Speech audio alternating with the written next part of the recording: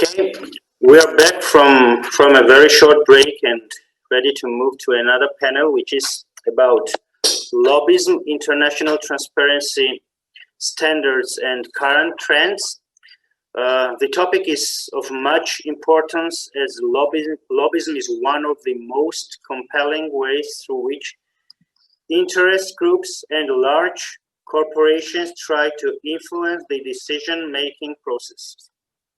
In order to avoid interest groups influencing corrupt or illegitimate activities, regulations on lobbying, conflict of interest, and political finance should be effectively enforced. The forum participants will overview contemporary trends, tendencies, challenges, and best practices to cope with this problem. Moderator of this panel is my colleague from the Open Government Partnership, Ms. Helen Turek. She is the regional lead for Europe, and she has a very long-standing experience of working on lobbyism issues. So, Helen, please tell us more about the topic and please introduce the panelists. Thank you very much, Georgi. Very delighted to be here today moderating this discussion on lobbying transparency, lobbying regulation. So let me introduce the panelists today. I'm really happy we have a diversity of sectors represented. We have, first of all, Mary Linzer, Head of International Partnerships at the High Authority for Transparency in Public Life in France, which is the authority managing the lobbying register there. We have Daniel Freund, a member of European Parliament for the Greens. We have Julio Baccio Terracino, Acting Head of Division for Public Sector Integrity at the OECD. We have Vitor Teixeira, Advocacy Officer with Transparency International EU. And do we have Raj Shari here? Our other panelist? Perhaps he's coming later. Maybe we'll have Raj Shari, who is a professor at the Department of Political Science, Trinity College, Dublin. Before we begin, I just wanted to share a couple of thoughts as a sort of framing remarks. I think it's important that we recognize that lobbying is a legitimate activity, an essential part of the democratic process, whereby individuals, organizations, business, professional, other interests can express their opinion, voices to public officials and politicians. Yet there's certain risks and issues which we need to address, and that's exactly what we're going to dig into here today. We have 90 minutes for the discussion. I'll be asking a few questions of our panelists, but we'd like to have an interactive conversation with all the participants on this call today. Please drop your questions in the chat box. If you have your question directed to a specific panelist, please make that clear. And a short note for the panel, if there's a general question which you'd like to pick up, please just visibly show your hand and I'll call on you.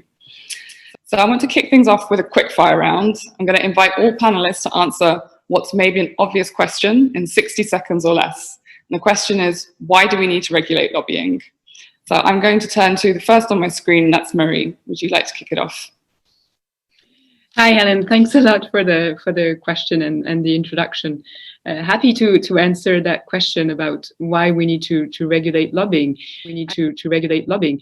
I think citizens around the world are increasingly demanding for transparency about who is influencing the decision-making process. And relations between public officials and lobbyists remain marked by secrecy, which is likely to fuel concerns for citizens about the probity of their leaders. And so regulating lobbying can be a valuable tool to shed light on the policymaking process and also ensure that public policies serve the general interest. And it's also, regulating lobbying is also a way to recognize that the border between the public and the private spheres must not be watertight, and that lobbying, as you said, can be a legitimate part of policy making. And there are many examples of why it's a positive thing to policy making. And just one thing is that lobbyists their expertise can add value throughout the decision-making process, for example. And so for these reasons, regulating lobbying and more specifically ensuring that lobbyists respect ethics and reporting obligations is one way to bring more transparency to the decision-making process and can help ultimately restore public trust in government. Thank you very much, Marie. Next on my screen, I'm going to gather all of these thoughts first, and then we can dig into some of them a bit deeper. Next on my screen, I see Julio. Why do we need to regulate lobbying? Thank you. Hello, good afternoon to everybody, and Helen, and Victor, Daniel, and Marie. It's a pleasure to be with you here today. I'll say that regulating lobbying will result in more of the good lobbying, the lobbying that provides insights for policymakers, the lobbying that would allow us to achieve the Sustainable Development Goals. And actually regulating lobbying also will get us less of the bad lobby, which is the one that is so powerful, the bad lobby, I would say, that it silences all other voices. It creates overrepresentation of certain interests, uses biased data, manipulates data, and actually lobbies against areas that would allow us to achieve the SDGs.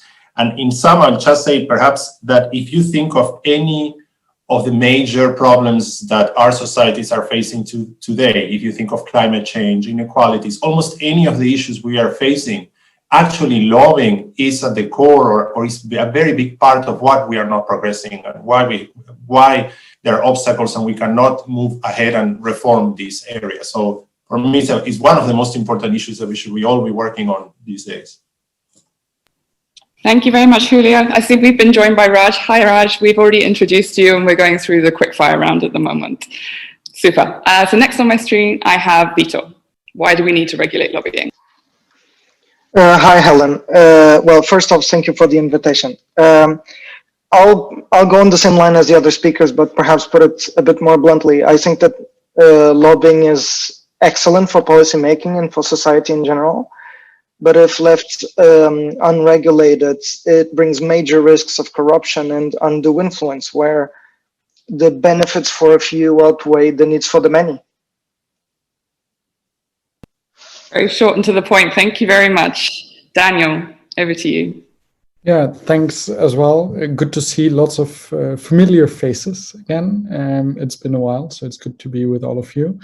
For me, I mean, the basic principle of democracy is one man, woman, one vote, and so preserving that equality in our democracy, I think, is one of the big battles that we have, right? Because those with more power, with more money, will seek to get decisions that favor them. And so lobbying regulation is one of those building blocks necessary to make sure that the basic mechanisms of democracy work, as is whatever the regulation of party funding or campaign donations, or how the elections actually work. But lobbying is a really important part in there, and it has to do with accountability as well. We all, as citizens, elect our representatives every 4, 5, 6 years, and being able to hold them to account, well, we need to see what their actual decisions are, but more and more people also want to see, well, who are they talking to before they take a decision on a certain issue, and knowing that they do the job that they're supposed to do, talking to all sides of an argument and then taking an informed decision. I think it's an important part of that accountability of our elected politicians. Thank you very much, Daniel. And now finally, Raj, why do you think we need to regulate lobbying? Hi, apologies for the technical issues. Hello to everybody. So it's a wonderful question. I know a lot of the panelists have touched on themes that I was going to say, so I'll just repeat them to some extent. I'm a political scientist. I think one of the things that we study when we study interest groups are how they try to influence policy. Underlying that is that any attempt to influence is a legitimate act in any democratic system. What I think lobbying regulation does, as Daniel said, I think Julio and Victor also said it as well as Mari, I'm sorry I didn't hear everything you said, is that having that transparency with lobbying regulations allows people, citizens, to see who is trying to influence who about what, and making that process more open. Now, the evidence from an empirical point of view is a little bit wanting on this, but our assumption is that if citizens see who's trying to influence who about what, they'll generally have more trust in a political system, and having more trust in a political system means that they're more likely to participate, whether that's in political parties or joining interest groups or however, or voting even. So that is indirectly what we see as the real reason why states or political systems should regulate lobbying. Great, thank you very much. Definitely some common themes popping up across the different panelists today, but very, very good arguments for regulation. Yet despite this, we could say that relatively few countries around the world are regulating lobbying. I think the exact number is somewhere in the 20s. Julio, I'd like to turn to you. You have a good overview from the OECD, a sort of a bird's eye view. Why do you think it is that so few countries are regulating? What are the sort of the challenges or the issues when it comes to developing regulation? Thanks, Helen. I was thinking about, of course, there are several reasons and it changes in context, but the first I would say is a bit more theoretical, or even, if I can say, ideological, which is I've heard in discussions about lobbying regulation how even certain countries take the choice of not regulating it as a means of not restricting access, because they see that regulating this would restrict access, the access that they want to provide to everybody or anyone. And it's a choice to let all interests to interact freely with government. But of course, we know, because of what we just said earlier, that's why I say this is a theoretical reasoning, and sometimes perhaps it comes even from the ideals of a republic, of interacting with your representative. But in practice, we all know this is not how it's working. So in more practical terms, it's, well, the first thing is that there is lobby against regulating lobbying.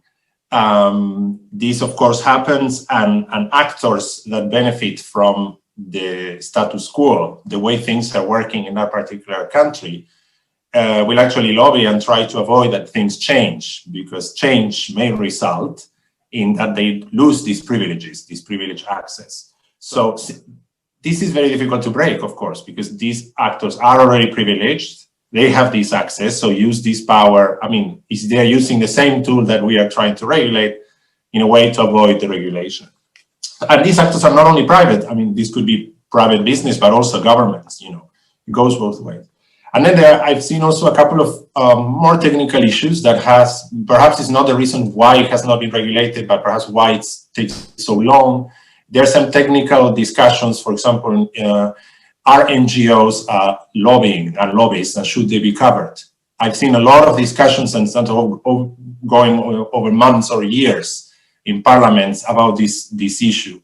Others, there are sort of concerns about bureaucracy, that how regulating lobbying will add bureaucracy and costs for both the government and for markets and private sector. So these are some of the issues. But perhaps the last point I would mention is, above all these things, that there are different reasons, is that above all, it is not a priority in many countries. It is not seen as a priority because there is still not an understanding of the point I made earlier, of how central lobbying and the way different interests interact with government and influence, validly so, as we are saying, this is something that we want, but in practice is not working in the way that we want.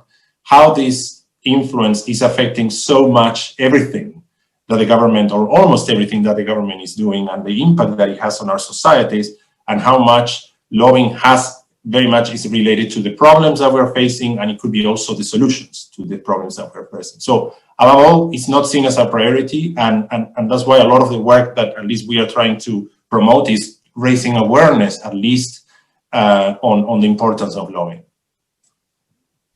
Thanks very much, Julio. So I think lobbying against lobbying regulation is always going to be inevitable, but also the technical issues to overcome and questions of whether something is a priority or not. Marie, you represent the French Lobbying Authority, which managed to pass a regulation. You have a register. Could you maybe tell us a little bit about how you overcame some of the challenges and whether some of the challenges Julio's mentioned resonate in the French context? Yeah, sure. Thanks, Helen. Happy to share some insights on the French model. Maybe as a start, I can say that hasn't been an easy and quick process to regulate lobbying in France, simply because the idea that private groups could interact with public authorities in order to influence a law or a regulation does not really belong to the French political tradition.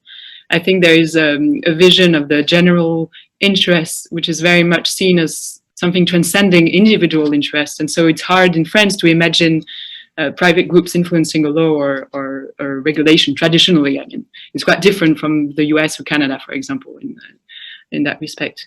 But this vision, however, is somewhat disconnected from the reality, and in practice, there are interactions between lobbyists and public officials. And something else that we notice in France, and I think around the world it's true, is that lobbying activities have also become more professional, and that's been evidenced by the development of public affairs consulting firms, for example. And so, to acknowledge this in France, the first step was taken in 2009, when the Bureau of the National Assembly, the higher chamber of the parliament in France, drafted regulations providing for the voluntary registration of lobbyists in a register that was made public on the website of the National Assembly. And the idea at the beginning was that the registration in the register enabled lobbyists to have access to the assembly buildings. And in return, lobbyists had to abide by the code of conduct set by the Bureau of the National Assembly. And so that was done quite naturally at the time. And in 2010, the Senate adopted a series of similar measures. But it's only, so that were the initial steps that took place about 10 years ago. But it's something that this registration triggered is that there were, despite a relatively small number of registration, the creation of the lobbyist registers at the National Assembly and the Senate was definitely a progress in terms of thinking about the issues of regulating lobbying and understanding the relations between lobbyists and parliamentarians. And it was quickly one of the challenge or demand from citizens is that the regulations only concern the parliament. And so members of the executive, especially ministers and cabinet staff, who are regularly called upon to meet with interest groups, were not included. And in this regard, I think at the time, France was maybe a bit behind other major democracies and some European countries, for example. And so that had started regulating lobbying then. And it's only in France, it's only in December 2016 that a law on transparency and the fight against corruption established a mandatory system that was common to the parliament and to the government to strengthen the transparency of the relations between lobbyists and public authorities. And so lobbyists now have to report information about their activities and meetings they have had with public officials in a register, which is managed, as you say, by the higher authority for transparency in public life. And something just to share, which I think might be interesting and might be different from one country to another, is that the main objective behind the register is really, first of all, to try to restore what we call in France the empreinte normative, like the normative footprint, trying to really understand, to make more readable the legislative process. And so, in other words, to allow citizens to know how a law was adapted and which actors participated in its development, who was unheard on the subject, who submitted arguments in favor or against that kind of. And so that was, as I said, it started with the parliament, but that was broadened to the government, and now we have a mandatory register. But it took definitely decades to come there. Thanks, Marie, for this helpful overview. I think we can dig into some of these other measures that support the transparency that the register delivers, such as the normative or legislative footprints. I want to turn now to another case study, Raj. So you have been, you have an international expertise, you've worked in many countries, but you're based in Ireland, which has successfully passed a lobbying act in 2015. I'd like to think about, in that 5 years, do you think this regulation has made a difference? Is there an impact? You talked a bit about potentially increasing trust. Is that something you've seen in Ireland? I think, I'm not sure of the evidence on that yet. I know colleagues like Michele Krepats are working on that right now to see what the impact has been from a citizen point of view. But I think, just to back up a little to get even to what Julio was saying earlier, the lobbying law itself was a consequence of the financial and economic crisis, where you saw a lot of corruption. What we see even in countries like Canada or others that we've studied is that scandal and crisis can really precipitate governments to think about developing a lobbying law. And effectively, Helen, as you say, 5 years ago, they developed it in 2015. But what they did is they tied it to the OGP National Action Plan, their first one of 2013 or 2012, sorry, 2014, but the impetus started in 2012. So it really was a tool, I think the state saw, to try to decrease corruption, to increase transparency. And this wouldn't be very different to other states as well. Now, we'll talk about different regulatory systems, I think, in round two. The impact of that, I think, has been to add transparency into the process, in the sense that any citizen can go to Lobbying.ie, which is where Sherry Perot's register is held. She's the registrar here, and they can see who is trying to influence who about what. It's a really nice database that you can do searches on, either lobbyists or themes or bills, to be able to see what is the type of influence that's being exerted. So that gives citizens and researchers in particular, our research team looks at this quite a lot, to see, if there's a bill on policy X, which are interest groups A, B, and C that are trying to influence it, and with whom are they talking. So that impact from a transparency perspective is monumental. And it's monumental, and I think for many of our participants, it's very important to know that. I think we oftentimes think that lobbying is corrupt. And I think one way to stop that perception is to actually say, well, it's not corrupt, and here's who is talking to who about what. So that impact, from my perspective, very important in Ireland. And just to close off, because I know we have a certain amount of time, the other really big impact has been the revolving door provisions. So revolving door provisions deal with the idea that if you're an ex-public sector worker and you go into the world of lobbying, so in Ireland, they call them DPOHs, or designated public office holders. Those are the ones that effectively lobbyists have to register with if they talk to them. If a DPOH leaves their job, either as a politician or a high-level civil servant, well, what they effectively have to do is have a cooling off period of 1 year before they enter into the world of lobbying. Now, there's criticisms that it should be 5 years like Canada, or 2 years in other jurisdictions. That aside, that's still, even this last week, we've seen a case where somebody left a ministry, went to go work for a lobbyist organization, in fact, a corporation, if I'm not mistaken, and that was called out on. And so this was reported in the media, and this is something that would have never happened otherwise, because we wouldn't have known that information, just in terms of who's part of the lobbying teams of these groups that we can see right now on the registrar. So from that perspective, I think its impact has been pretty significant in Ireland. Yeah. Great, thank you very much. I think this identification of conflicts of interest, this is very interesting. I've put the Irish lobbying website in the chat box. It's a really good website and very easy to navigate and understand. Just to encourage other attendees and panelists to please drop any questions you'd like into the chat, and we'll come to those in a minute. But I'd like to round off these case studies by going to the EU level. So the EU has been, there's been efforts to create a mandatory register amongst the three institutions for a long time now. Vito, maybe you could shed a little light on these experiences and let us know, are there some key lessons from the process at the EU level that we can take away? Well, I would perhaps talk about the first proposal of the Commission. I think the negotiations, as you said, are ongoing for a really long time, and negotiations are the art of making everyone equally unsatisfied, and it's still a question whether they will manage to do that. But I think there are three main lessons from the first proposal and the intention to create a mandatory register. And the first being that there's a recognition that voluntary systems only take you so far, because it will work for those that want to register and want to conduct lobbying in the correct manner. But for those that want to remain in the shadows, they will simply ignore voluntary measures.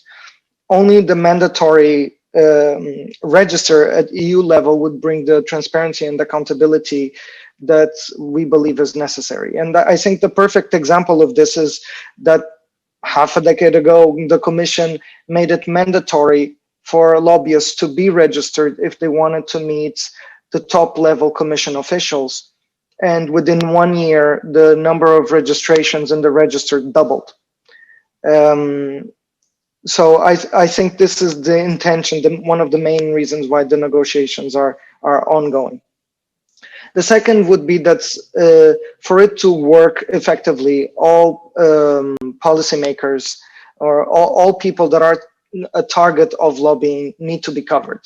At EU level, one of the main reasons for the new negotiations is to bring the Council on board, because the Council is not part of the voluntary system right now.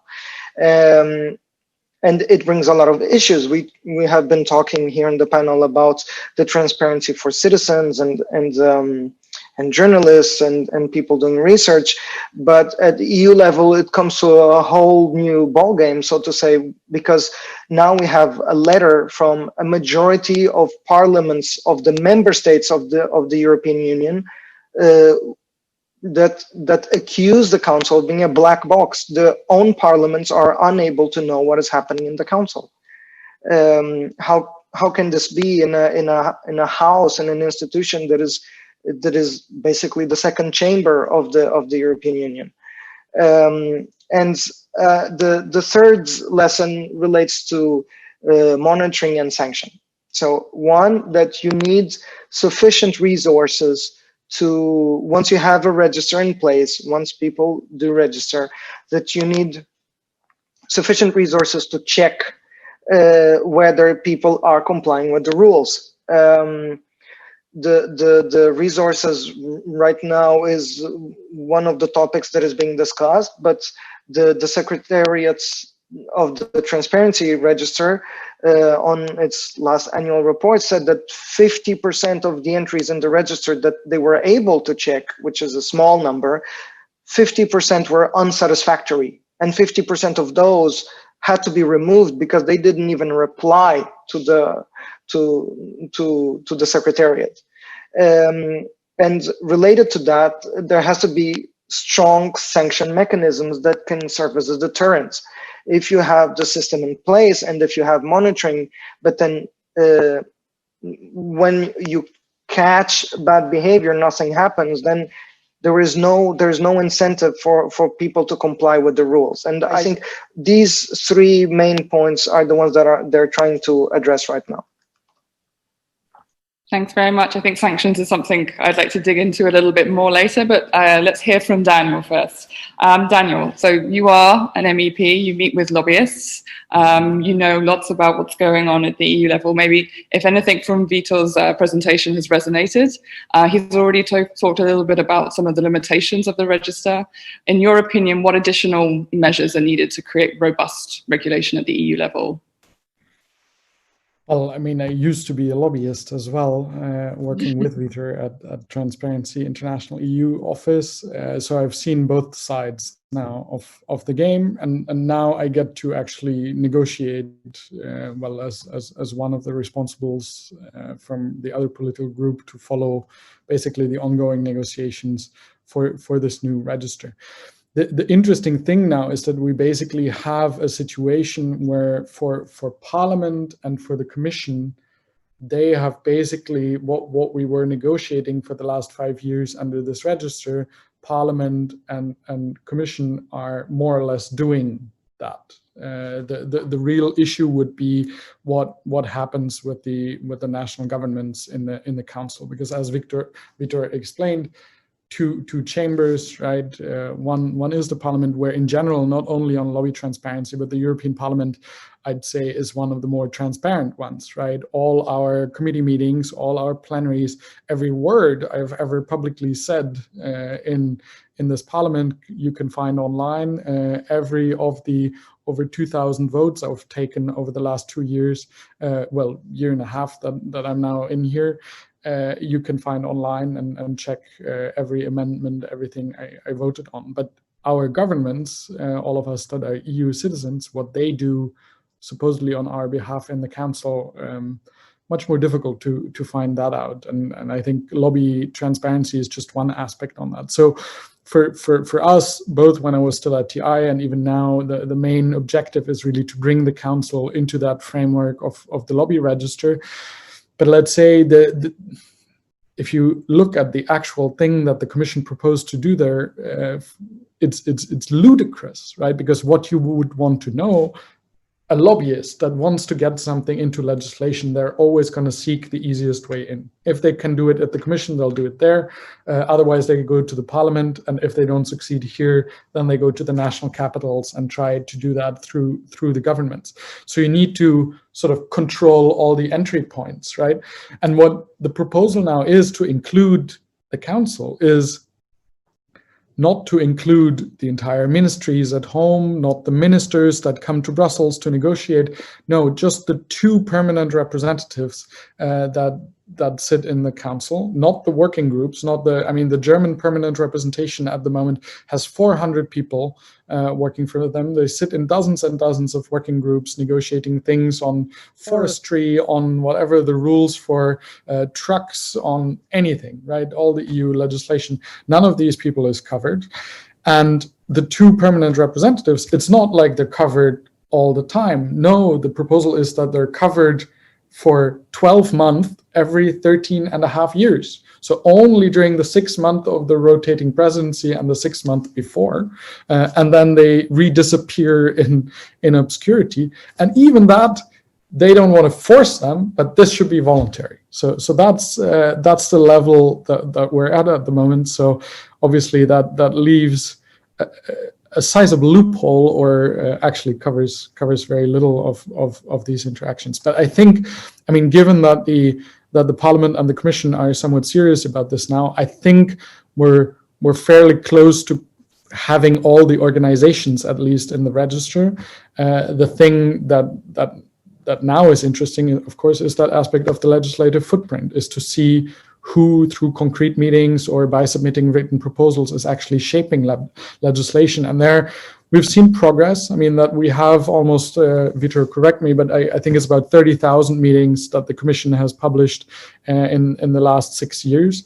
That's an immense treasure trove of information to see who are the relevant players on any given file, who are the dominant actors shaping whatever regulation on the internet or on car emission standards or whatever it is that you're interested in, and that we can really dig into who have they met with on what precise topic.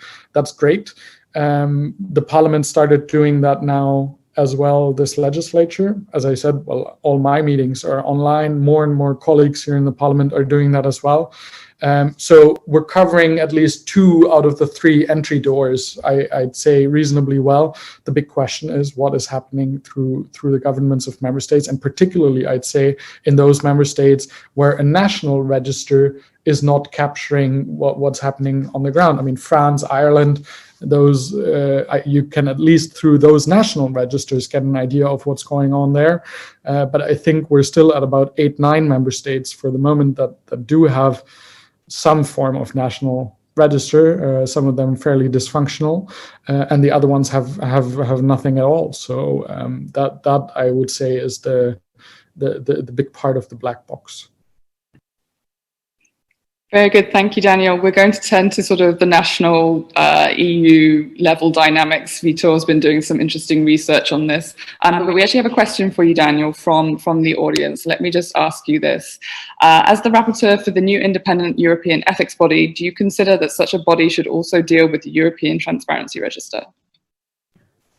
Yeah, I think so. And maybe we can sort of tell the story of this ethics body quickly, because I think it's a great lobbying success in that sense, because the idea basically came up at Transparency International, looking at the different aspects of whatever lobby transparency, conflicts of interest regulation, revolving door, and time and again we basically saw that the auto control of institutions doesn't function, right? Because the European Parliament checks on itself whether it respects all its ethics rules. Commission does the same.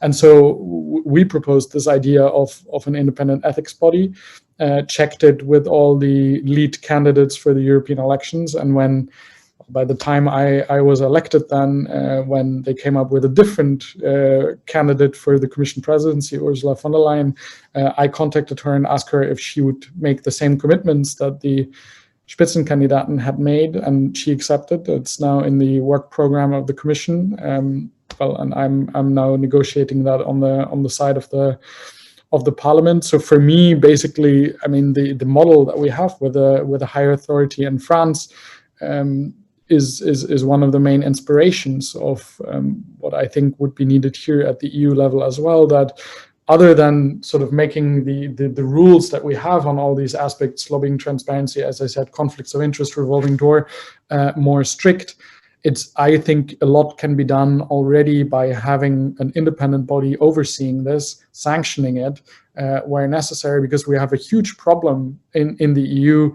In the parliament, for example, the code of conduct for members has been violated dozens of times, and there never is any sanction because it's other MEPs sanctioning their colleagues, and that simply doesn't happen. So we need the independent oversight, and same for the lobby register, because I think it's the same universe, right? Wherever money and politics meet, that's where you need these special checks, and the ethics body, I think, will be a great way to improve that whole environment. Thank you very much, Daniel. Maybe just a question for the panel before we turn to the research from TIEU. What do you think is a proportional sanction for a lobbyist or for a public official that violates lobbying regulation?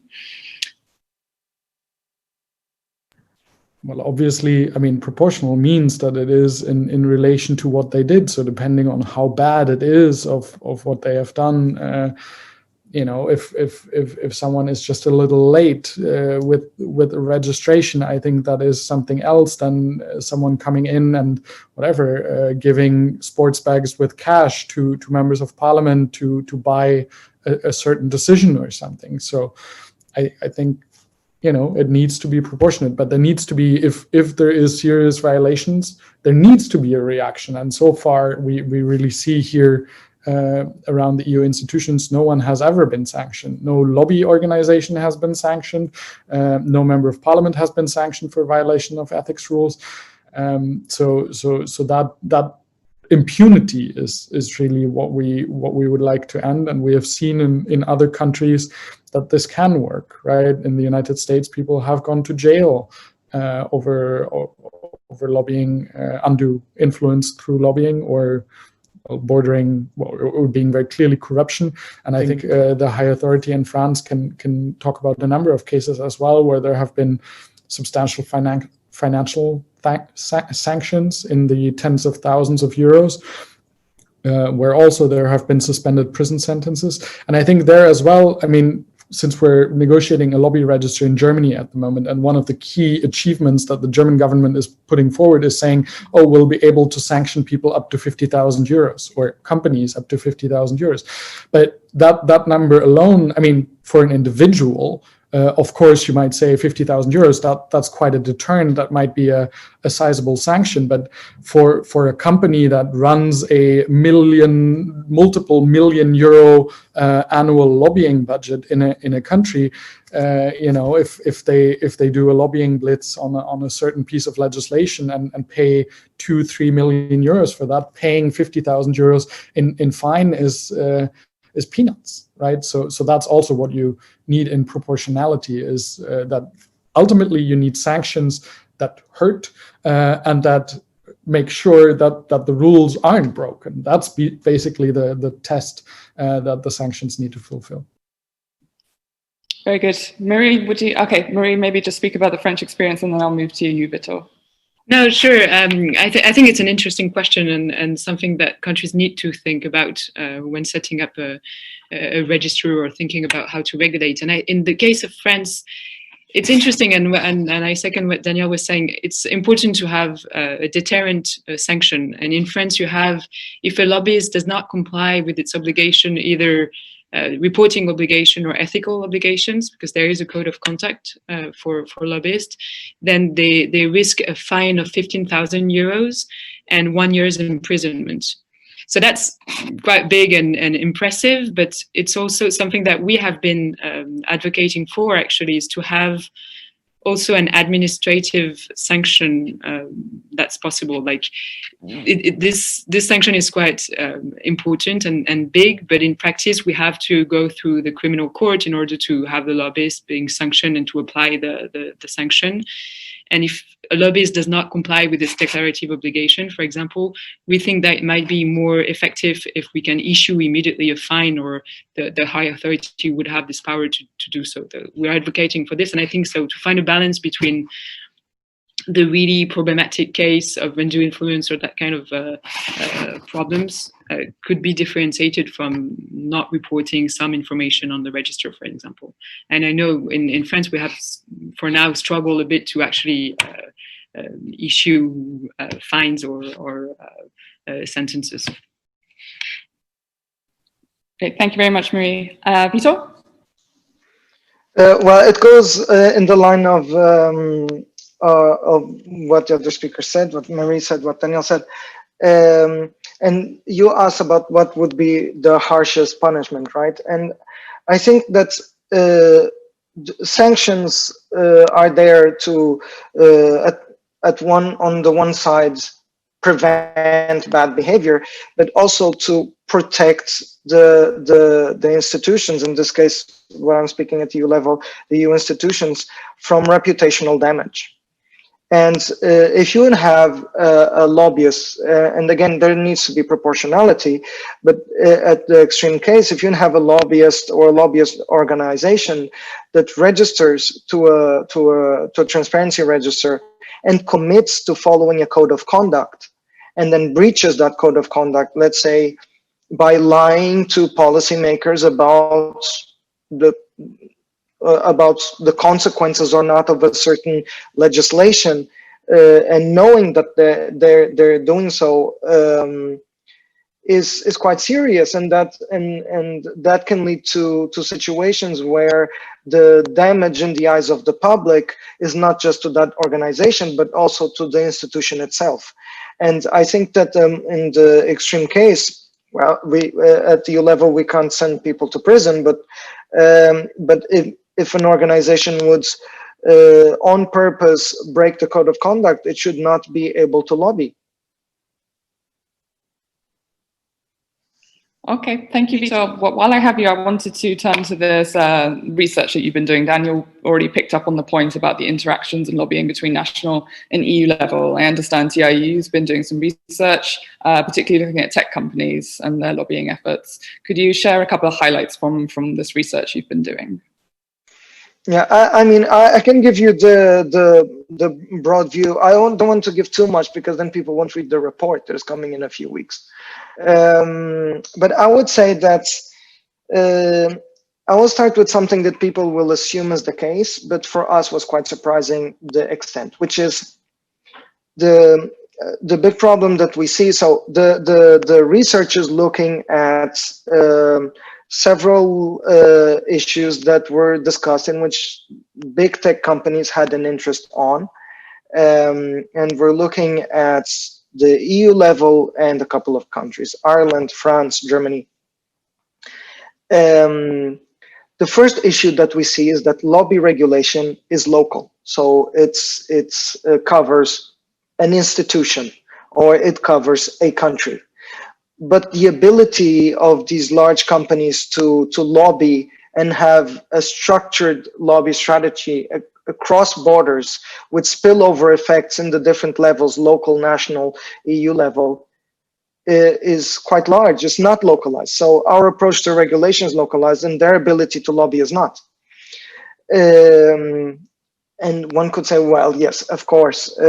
But in some of these companies at national level, almost 70% of their meetings at national level were to discuss legislation that is being now formulated in the EU, which goes back to the point that Daniel was alluding to and that I mentioned as well on the council, where member states are meeting and deciding on policy that goes through commission and parliament and then council, and their position is given behind closed doors, and we don't know how they reached that position and who they discussed, whether in Brussels, because the council is not part, or at national level influencing the ministries. The extent to which this is happening is the surprising part. And it also shows that because there's a few countries only in the EU that are regulating, that we truly don't know, it's not possible to know the extent of the lobby efforts of these large companies. And much of it is not, well, it's easy to say, blame on the companies and so on, organizations, but I don't think that's necessarily the case. I think the big problem is that is this piecemeal approach in which the EU level is regulated in a different manner than the French one or the Irish one, in which an organization even needs to publish different information, or their lobby activities is captured in a different manner. I'll give you a perfect example. So at the EU level, let's say the Commission or the Parliament, you can measure the extent to which an organization is involved in the policy-making process through specific meetings. They meet this person that has this function on this date to discuss this issue. In the French case, it doesn't cover specific meetings, it covers lobby actions. Now, which involve, it's broader, the concept is broader. Now, both the French and the EU systems are very good at capturing in their own bubble, so to say, in their own system, the influence of lobbying that is happening there. But because there is no common denominator, it's impossible to know, even in the places where there is regulation, which are few, it's not a simple matter to have a view on all of the entries. You can look at one company or two companies or three, but we're talking about the register at the EU level has 12,000 organizations, and it's not easy to cross-reference the information. And adding to that, in the way that there is no common denominator, there's the issue that there is no there's no unique identifying number, so to say. So if an organizer, let's say a company, Apple, Google, Facebook, whatever, there is no number in which that it would be the same for all registries that exist at national or EU or local level, which would make it easier to track the influence that this company is having across all the EU. So one of the conclusions of this is that yes, we need to regulate lobbying. Yes, it needs to have sanctions and resources and cover everyone and so on. But the legislation or the regulation of lobbying will have to also look at what is happening across on the other field, on the other side of the field as well, and have more of a common approach. Thank you very much, Vitor. I think this nicely segues into a discussion I'm keen to have on international standards. So if we have international standards, could that help to plug some of these loopholes and bring all countries into a common denominator? And international standards have been developed by the civil society organizations. Also, OECD has principles on lobbying transparency, lobbying regulation. So Raj, I would like to ask you, how effective do you think it is to have international standards? And is it realistic to expect these to be implemented at national level? Yeah, that's an excellent question. I think there are different organizations. The OECD has a set of principles, the guiding principles on what constitutes a good lobbying law. Council of Europe recently, in the last few years, has also discussed the main dimensions of what a law should entail. I think it gives guidance for policymakers to be able to see what should be the main dimensions. I also think that it's very difficult to say that each of these dimensions has to be incorporated in your regulations that you want to develop, or the regulations that you have. So what our research team has done I think it's been useful for policymakers, is to conceptualize different types of regulatory environments that exist. And if you look at how we conceptualize that, it incorporates ideas from the OECD, and it's influenced the Council of Europe's thinking as well when we advise them as well. So in a nutshell, you have 3 different types of regulatory environments. You have a low regulatory environment where lobbyists has to register but not provide too much more detail. Generally, there wouldn't be any sanctions and there won't be any fines, and we kind of refer to that as a type of window dressing regulatory environment. You would have a medium regulatory system where you would have much more detail given by the lobbyist, and an independent regulator that's able to give more, fines and sanctions, and a lot more information that's available for the public to be able to download to see who's lobbying who about what. And then you have the higher regulatory systems where you would have all the information in medium, plus spending disclosures, which are very detailed. So to answer your question, there is no ideal. In our research point of view, we cannot normatively say that a state should pursue high, medium, or low regulatory environments. Every political system may want to develop regulations for its own reasons. And some of them may incorporate some of the OECD or the Council of Europe principles. Others might want to do it more robustly, right? So I think it's important for policymakers, and I can provide a link to the participants in our work on lobbying regulation, comparatively looking at the different types of systems. I think it's important for policymakers to just ask a couple of questions. Why do we need lobbying regulation? What is it we're trying to solve? And what would be the policy tools, i.e. what should be in the legislation to solve that problem? It's a relatively easy question to ask. And so our research group shies away from normatively saying robust regulation is the way to go, because that might not be the solution for the political system at the time. Our systems like the UK, which is a low regulatory system, or even the old iterations of the EU before the joint transparency, low regulatory system, the EP, are those ideal? No, not necessarily, but it might be what the country of the day is looking for. So that, I don't know if that gives you a little bit of an overview of the international standards, because every country fits in different conceptualizations. We know the UK is low, we know countries like Ireland and Canada are medium, and we know that the United States has a high regulatory system. So depending on what you want, you might choose different models. Thanks very much, Raj. I want to follow up this now with Marie, just in terms of further developing the regulatory system in France. You mentioned that you were advocating for greater ease in issuing fines. Are there other aspects of the French system that you're interested to further develop, and how do you see the future of regulation in France? Yeah, thanks, Helen. I think it's a crucial question, and because we have a fairly recent system, so it was only implemented in 2017, it's still in a learning phase, and there are things that can be definitely improved. Maybe I'll mention maybe 2 things that the high authority is advocating for, in addition to the sanctions that we mentioned before. And overall, we're advocating for simplifying the regulatory framework, which is quite complex in France. And to illustrate this, first, about the definition of who qualifies as a lobbyist and what constitutes a lobbying action is quite complex in France.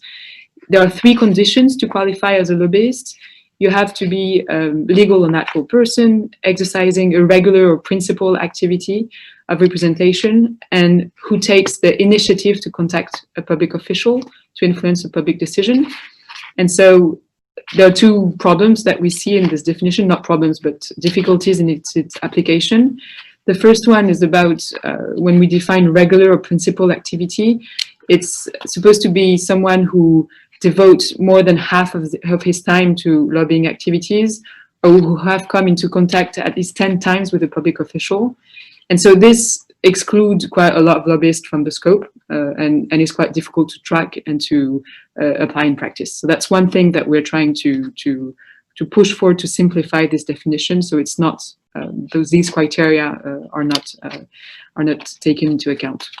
And the second aspect of the definition that's quite important and make it quite restrictive is the idea that the interaction with the public official has to be at the initiative of the lobbyist.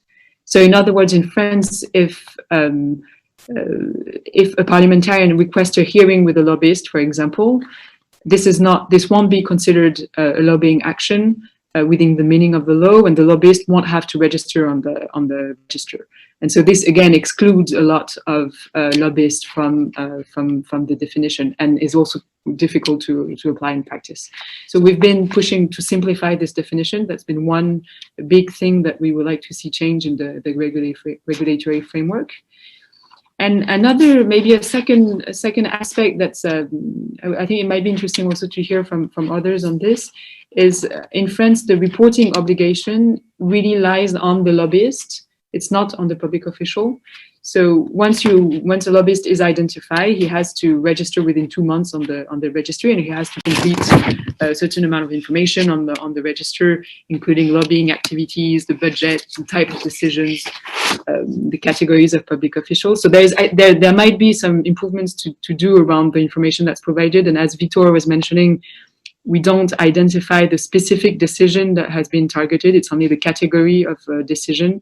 The same way we don't identify the public official that was targeted, but only the categories of public officials. So this makes it difficult to actually track down the normative footprint. That's one aspect, but the other kind of criticisms or improvement that we see is that it's only, so the reporting obligation is only on the lobbyist. And so the public official doesn't have to report anything, and we believe that that knowledge of meetings that have been accepted by public officials can be a further step to ensure transparency between the relations between lobbyists and public officials. And we're more cautious about saying we want to see open agendas of all parliamentarians and members of governments. I think this needs to be done step by step, but at least publishing the meetings that have happened with lobbyists could be a step forward, and something that would definitely improve transparency. In addition to the initiative criterion that I mentioned before, it's quite challenging in practice. So these are the two things I think on the regulatory side that could be improved and that we're advocating for, and more generally on the future of regulation of lobbying. I think also what's quite important now, where we're at a stage where, you know, we've been talking a lot about how this is supposed to help citizens and understand better how the decisions are made and who is influencing the decision-making process. And I think in France, at least, we're trying to now work more with citizens to see what we do with this data. And I think it's quite crucial to see, to actually come up with some analysis and understanding, to kind of start drawing some conclusions about what decisions have been influenced, who by whom, etc. And working with citizens is quite important, and making this data actually accountable is the next challenge. Very good. Thank you, Marie. We'll definitely come back to the question of the balance of duties and reporting burden. But first of all, I just want to ask Julio, if a country like France is keen to further strengthen their lobbying regulation, what do you think is the role of international organizations like the OECD or OGP? How can we support national level governments? I would think the first thing that we already do is to collect evidence and experiences from other governments. And I mean, many organizations do, definitely at the OECD, on something that I was saying earlier, which is to still, unfortunately, I think we're still at a very early stages. We still need to raise awareness and raise the profile of the issue. As I said earlier, there's still a lot of misunderstanding, and something I didn't mention earlier, which I realized from other speakers, was that also some countries that cannot regulate it is because lobbying is such a charged and negative term that sometimes they've told me, we cannot regulate lobbying. This would be the same as regulating corruption, because in the understanding of citizens, lobbying is something that should not happen. So for government, sometimes it's very difficult to say, well, we are looking into this issue and how do we make it legal? So we're, as you see, we're very, very far in a general understanding. So something that at least us, we try to do a lot is this, in terms of evidence and rely on others, like the research that Raj was mentioning, sort of comparative between countries and things like that. Now, and then second, of course, is to develop standards, some type of harmonized or uniform standards. Of course, when they are international, they are minimum standards. And for what I would say, of course, what's an efficient regulation of lobbying? We have in the OECD, we have in 2010, we issued the first standards, the first international standards, these principles on transparency and integrity in lobbying, which is interesting. I think Raj was mentioning about Ireland. In this case, it was the same. It was as a result of the financial crisis of 2008, 2009, led to OECD countries to look at this issue and have this first set of standards. And then basically they rely on we have focused on two things at an international level, of course, transparency, which not necessarily means a registry. And this is something that unfortunately, for the past 10 years, it's a sort of a trap we cannot get out of, which is we immediately think of registries. And this is not something, I think it was Raj saying earlier, we need to see what is it that you're trying to solve, and you want transparency on what and who should have the burden and things like that. So for example, if you look at the way that Chile has regulated lobbying, they've chosen quite an opposite approach, which is much more the burden on the public official, open agendas, this type, and no registry. And you have quite a lot of transparency, actually. If you go online, on the websites, you can see a lot. So on the one hand, the transparency, and then on increasing the integrity of the actors. And these are, of course, government officials and lobbyists. Lobbyists understood very broadly and not the consultant lobbyist. And basically the standards, international standards, perhaps if you read them, you will see that they are low in the sense basic about the basic ideas of what means transparency, because with the understanding that then it's up to countries to decide how exactly they want or they can provide this transparency. I like to say just right now, since we are 10 years in the adoption of these principles, we are right now working on on a monitoring of the implementation. So we're looking at basically what has happened after 10 years. Has there been any take-up? Which we know it has, but what are sort of the challenges that remain? I think Marie was mentioning some on France, and France is actually a quite well-developed system, I would say, but still, as you see, challenges, which my point is, unfortunately, in this discussion, we also, Marie said it, we should go step by step. What we've learned internationally is that, yeah, we know there's a lot of influence, and very bad one, I would say, and the stakes are super high. But unfortunately, what we are ready, countries and governments are ready to do, it's very far. So perhaps a bad regulation is better than no regulation, and it's incremental and it's step by step, unfortunately, but it's the reality. And I think from the point of view, going back to your question, so from international organizations like OECD, OGP, and any other, is to support this process with evidence, with information, and whenever. We are doing, for example, right now in Germany, which is, of course, this is their own discussion. And next week, we will have a discussion with the German parliament and the OECD. So just to provide the evidence and that they learn, or at least they know from what's going on in other countries.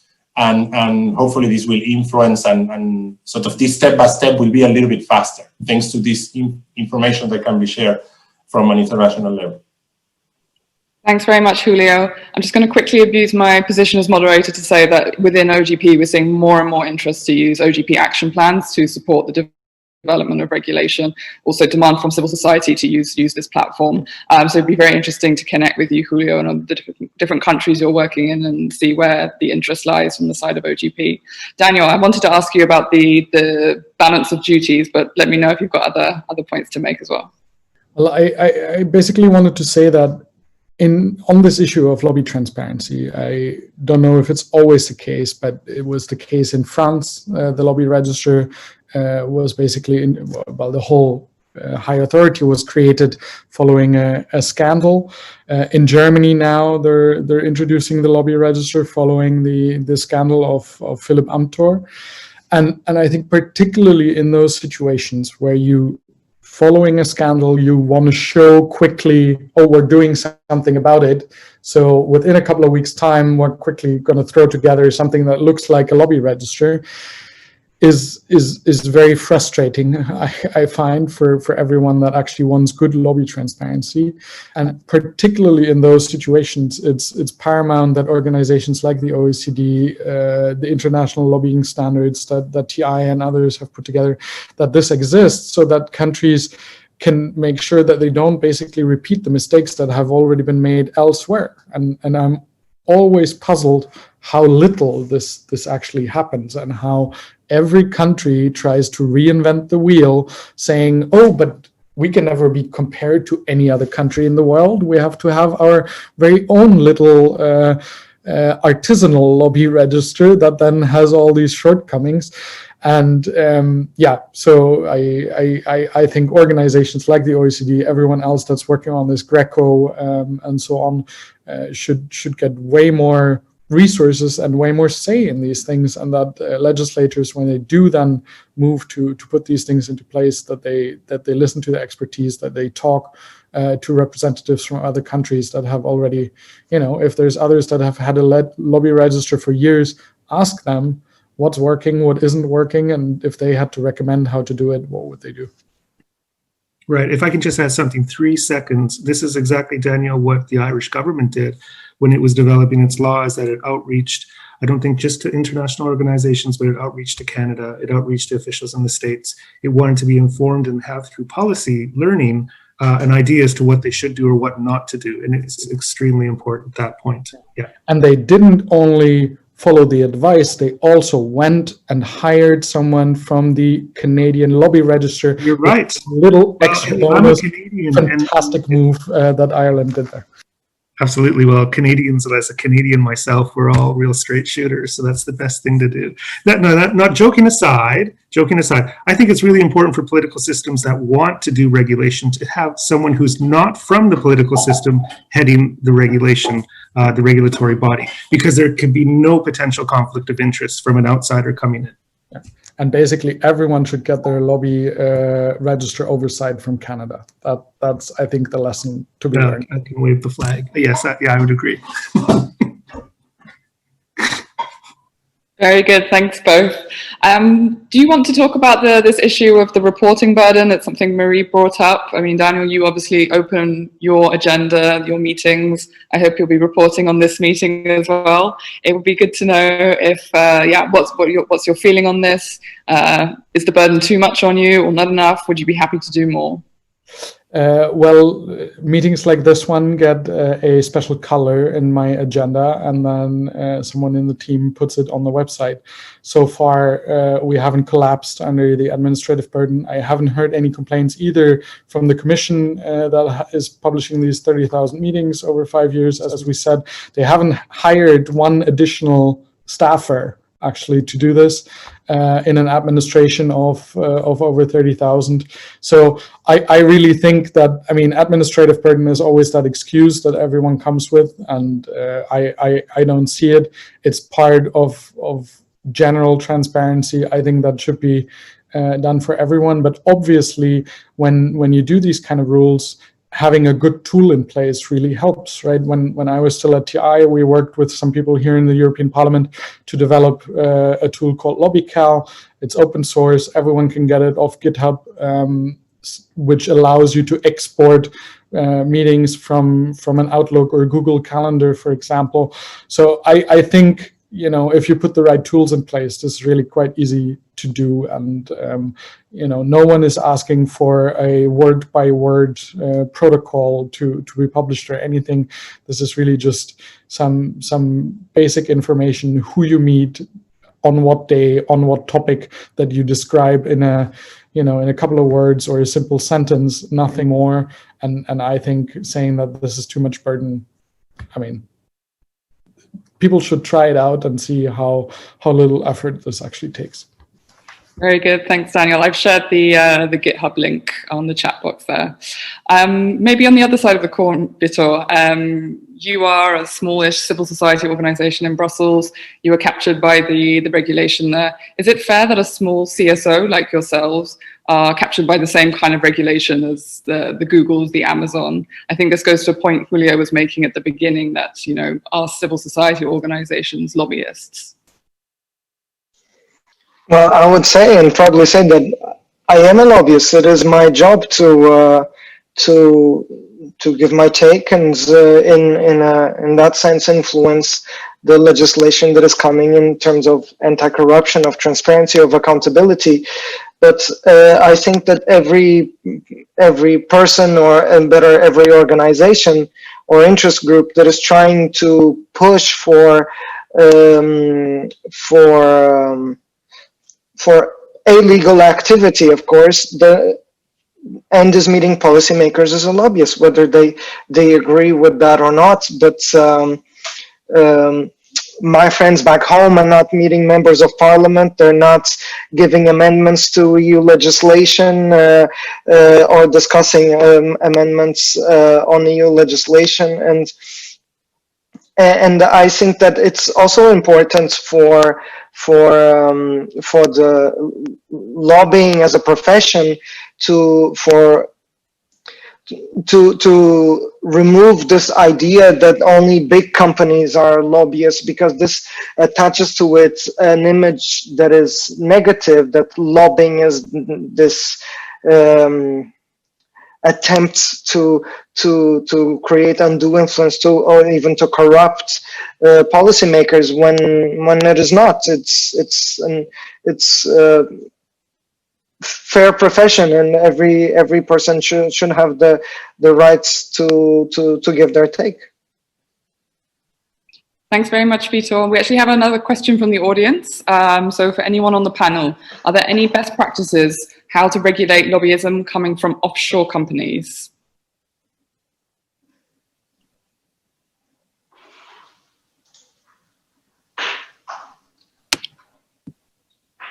Any takers for this question? We can put a pin in it.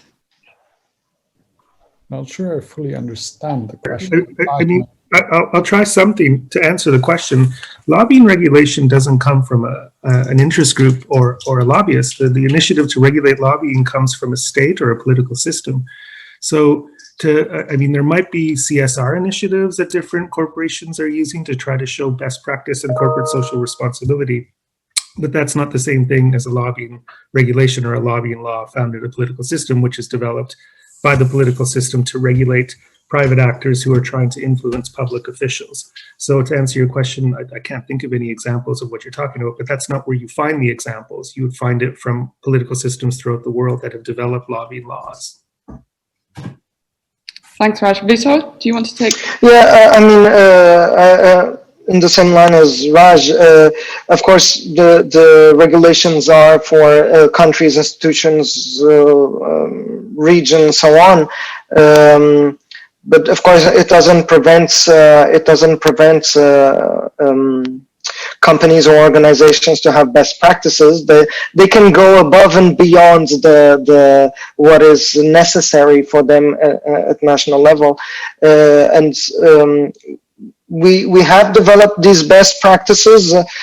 We have them in our website. So if you're, for the person that put the question or anyone that is working in an organization and wants to adopt those best practices, feel free to check our website. Thanks very much, Vitor. We have just over 10 minutes left. I've got a question for all the panelists.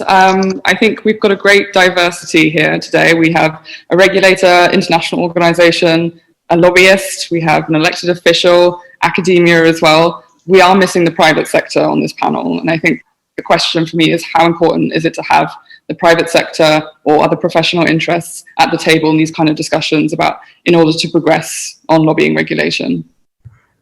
I think absolutely we need to talk to all the lobbyists when we regulate lobbying.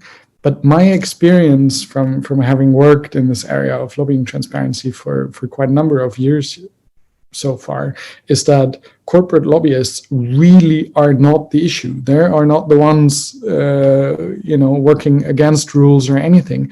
I mean, particularly those working for larger corporations that are active in many jurisdictions, they actually know lobby registers. If they have business in Ireland, in France, in the United States, in Canada, they know regulatory environments with strong lobbying rules, and they have no issues to comply with them. I mean, for them, it would probably be easiest if the rules were somewhat the same and they wouldn't have to do different types of reporting for each jurisdiction. But I mean, at the end of the day, they have to fill their tax declarations in each jurisdiction anyways.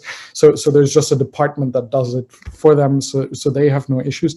There had been surveys at some point, at least in Brussels, among the lobbyists, huge majorities in favor of stricter lobbying regulation. And if you look at their lobbying activities in Brussels, all the associations representing lobbyists, SEAP, EPACA, have long been supporters of much stronger lobbying rules. In Germany now, exactly the same thing. There is the Employers Association, the Business Association, the big Chemical Industry Association were all among the associations putting forward their own proposal, actually, for a strong lobby register. So absolutely, let's include them in the debate, but they're not the ones blocking. Surprisingly enough, it's the politicians usually not wanting stricter rules. Thanks, Daniel. Would anyone else like to pick up on this point? Raj? Daniel is absolutely right. In fact, in our own investigation, Daniel's team, former team in Transparency International, Victor is working, informed our research quite a lot. We were equally informed by the corporate lobbyists in Brussels and in Dublin and in Paris that had their own views as to what should be entailed in a lobbying law. So to answer your direct question, when it comes to developing a policy, I think it's really important that public consultation takes place. And in fact, Ireland did a really good job of that. It involved not only the different NGOs, but it also involved business associations like IBEC, who were very vocal. They may not have all agreed on their views, but they certainly had views about what should be entailed in a lobbying law. And I think the Irish government listened to that very well. Yeah. Sorry. Julio first and then Marie. I think you were just in time. Okay. I was just saying, of course, I agree about what was said by Daniel and Raj, but there is perhaps not the professional lobbyists, but in the private sector, when a company, through their own PR or government affairs, lobbies for different policies in countries, they can sometimes be the problem, and not for blocking lobbying regulation, perhaps necessarily, but for the way they exercise the lobbying. And a lot of the things that we see sometimes come from them in whether they are blocking, not blocking, but lobbying against, energy reform or some of the issues that we see today that are being blocked in certain countries. So, of course, I think everybody would agree. And I'm the first one to say even every actor should be part of a discussion. But it is very important to have them, because sometimes I think if not, we have a bit of an echo chamber discussion. We all agree, we all know these are the problems, but the world is a bit more complex, and these are the actors that are very strong, very powerful, very many, that can also, we can learn also from them and see, okay, what are the issues, whenever they want to speak about it, because that's also another issue, whether they want to sit at a panel like this one to speak. We've met some of them. Some are very brave in the sense that they come forward, and I think this is something that we should privilege as much as possible whenever we find them, to learn from them. So very welcome to these type of discussions. Very good, thank you, Julio. Marie? Yeah, just to I don't want to duplicate what has been said. Totally agree with what Vitor and Daniel and Raj said about how important it is to bring the private sector on board and to consult them. France has been doing this consultation before setting up the register.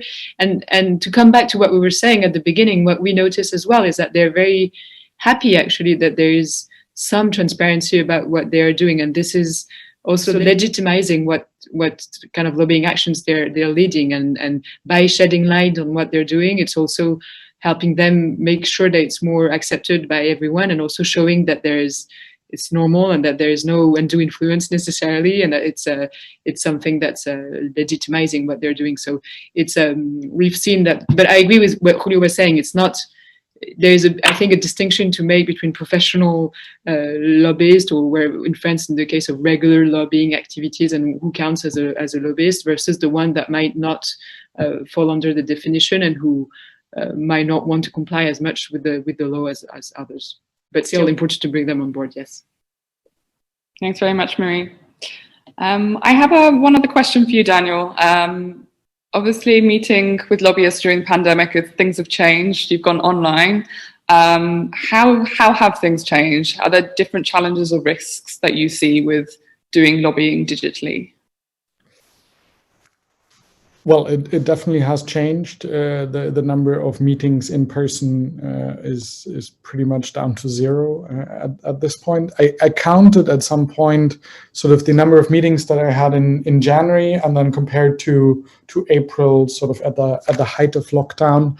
And I think the amount of meetings for me personally had gone down about 30%. So I was still at 60-70% of the meetings, but yeah, everything over the phone, online. I declare exactly the same thing, but we started a bit of a spat with the Commission on what their definition of lobbying actually was on a meeting, and it came out that if there was a video connection, they considered it lobbying.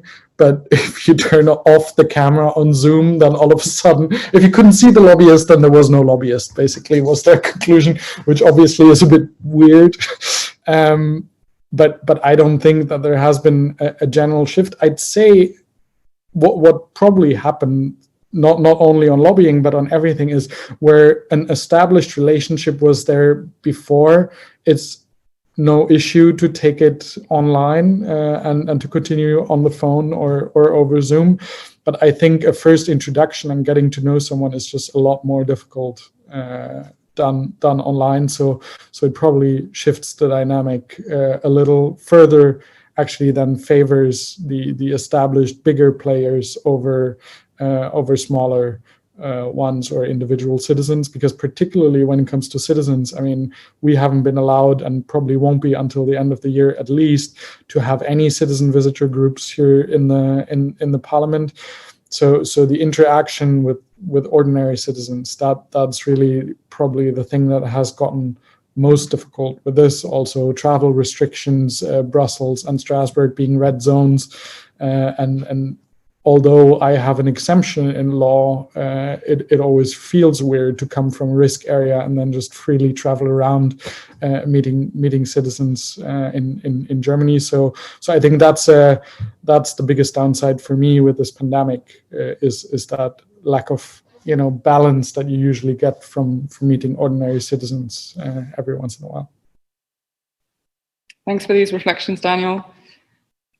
We've got just 4 minutes left. I wonder if anyone on the panel has a question for each other or something you'd like to throw out there as we start to wrap things up. Julio, please. Perhaps it's not so much of a question, but a last comment of something that we didn't have the time to discuss, which is, as I mentioned, we are now reviewing the whole issue of lobbying based on the OECD principles. And one of the things we see is that lobbying, it's still understood, even in the regulations being discussed right now, in a very old-fashioned way, which is the way that one businessman or citizen or whoever goes into a building with a policymaker or legislator and discusses or tries to influence a policy. And what we see is that this of course still happens, but the word we should perhaps be using more is influence and not so lobbying, or lobbying understood as influence more generally, because, and this, I was thinking about your question earlier about NGOs. One of the things we see a lot is actually that influence of policymakers also is happening through NGOs that represents the interests. They always have an interest, of course, but we see more and more, and perhaps if we use the term NGO largely, think tanks that are funded by special interests and that sometimes not very transparent. Also research, academic research. A lot of the chairs that we have even in universities now are funded by private businesses. So at least at the OECD, our understanding now on lobbying is much larger in the sense understanding lobbying as influence, understanding a lot of these, what we call many ways or different practices to influence. Social media, the way social media is being used, and so forth. There are many ways. Some are old and are not really new, but others are a little bit newer. And if we are thinking of transparency, providing transparency in the way this influence is exercised, we need to be thinking about these other actors or these other practices in the way they are influencing also perhaps the public opinion, so indirectly influencing government or directly government through these different ways. Just perhaps from my point of view, a last reflection on having a broader view of what is lobbying and who's a lobbyist. Thanks very much, Julio. Raj, please.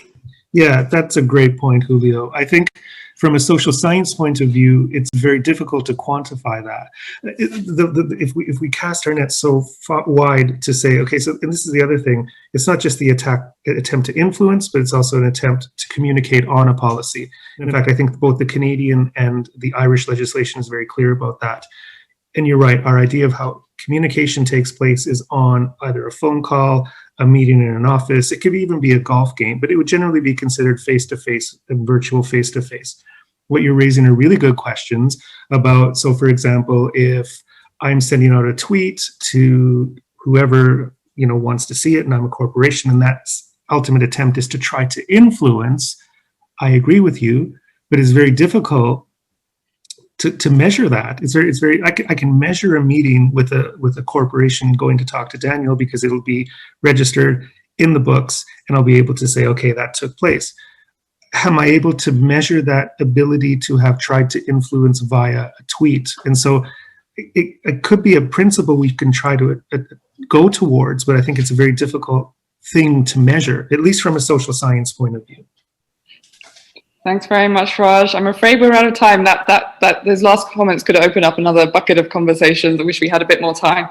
Let me try and just summarize very, very quickly. I think these last comments have just shown how this is it's still a very evolving field, and yet the regulatory systems and the approaches are still young, and we don't fully know what works yet. And I think it's a rapidly evolving field. And I think just maybe 3 or 4 key takeaways for any country wishing to develop regulation. I think what I've heard today is that let's not reinvent the wheel. Let's learn from what's already been done, what we know that works, especially Canada. The importance of developing a comprehensive system with proper oversight and sanctions. 3, involving all sectors through public consultations, making sure that we're listening to all voices. And finally, I think the 4th point, particularly when looking at European countries, is to consider dynamics beyond the national context and national level. So those are just some reflections from my side. But thank you so much for this really rich conversation. I hope it was useful for everybody listening in. And yeah, thank you very much. Over to you, Georgie. Thank you very much, Helen. First of all, for the brilliant moderation and very interesting questions you have asked to the panelists, and to all our panelists, Julio, Maria, Daniel, Raj, Victor, for your sharing the experience you have on working on lobbyism, and why it is really interesting for Georgia, and why it is really extremely interesting, because Georgia has not a strong tradition of working on lobbyism. And a good example of this is that in the frames of the Open Government Partnership Legislative Openness Initiative, Parliament has initiated a commitment in the frames of the 2018-2019 Action Plan, Legislative Openness Action Plan, that register of lobbyists should be created and published on the website of the Parliament of Georgia. And there are only 5 registered lobbyist organizations in Georgia. It shows that most of the lobbyist work is done not officially and covered.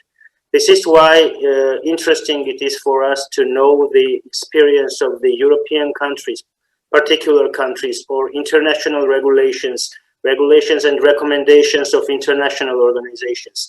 So thank you once again for this panel, and for the work that you are doing. I really hope that we will have a chance to continue the cooperation and work on this particular issue together in the frames either on the local level or international level. So thank you once again, and keep a good work you do.